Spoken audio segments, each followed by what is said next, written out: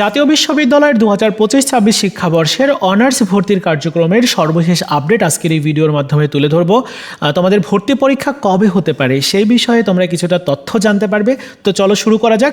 তোমরা যারা জাতীয় বিশ্ববিদ্যালয়ের অনার্স কোর্সে ভর্তি হতে চাইছো, তোমাদের জন্য আমরা চালু করেছি টার্গেট জাতীয় বিশ্ববিদ্যালয়ের কোর্স। মাত্র 230 টাকা দিয়ে ভর্তি হলে তুমি পেয়ে যাবে 100% চান্স পাওয়ার মেইন ও গ্রুপ সাবজেক্টের 6000+ MCQ প্রশ্নের শীট, পাশাপাশি বিগত 5 বছরের প্রশ্ন, ভর্তি পরীক্ষার সকল তথ্য, গাইডলাইন, যে কোনো বিষয়ের পরামর্শ।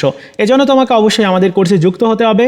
বিগত বছরে যারা আমাদের কোর্সে যুক্ত ছিল চান্স পেয়েছে এবং ভালো সাবজেক্টও পেয়েছে।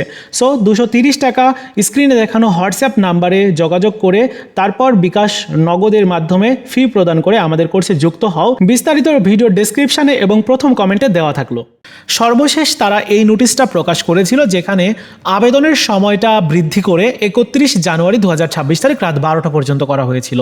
যারা এখনও পর্যন্ত আবেদন করতে পারোনি, তোমরা 31 জানুয়ারির মধ্যে আবেদন কমপ্লিট করো, কারণ এরপরে কিন্তু আর সময় বৃদ্ধি করবে না।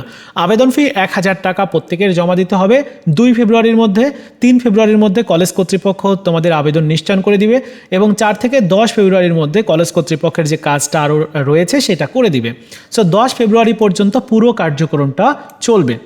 যিনি জাতীয় বিশ্ববিদ্যালয়ের স্নাতক পূর্ব শিক্ষা বিষয়ক স্কুলের ডিন রয়েছেন, তিনি একটা তথ্য জানিয়েছেন যে এই যে ভর্তির কার্যক্রম, এটার আবেদন প্রক্রিয়া শেষ করার পর, পুরো কার্যক্রম শেষ করার পর আমরা 1 মাস পরে ভর্তি পরীক্ষা নেওয়ার একটা প্রস্তুতি নিচ্ছি।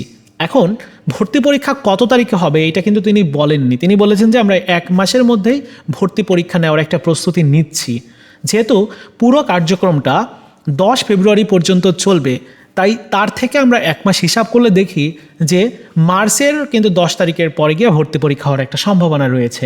যেহেতু প্রবেশপত্র ডাউনলোড, তারপর আরও বেশ কিছু কাজ থাকে, ভেন্যু টেনু ঠিক করাটা, এগুলো যেগুলো রয়েছে এই কার্যক্রমগুলো, যার জন্য কিন্তু তোমাদের ভর্তি পরীক্ষা ওই মার্চে চলে যেতে পারে, সম্ভাবনা রয়েছে মার্চের ওই 10 তারিখের পরে, মানে ঈদের আগেই ভর্তি পরীক্ষাটা হবে এবং ঈদের পরে গিয়ে তোমাদের ভর্তি পরীক্ষার রেজাল্টটা প্রকাশের সম্ভাবনাটা সবচেয়ে বেশি রয়েছে।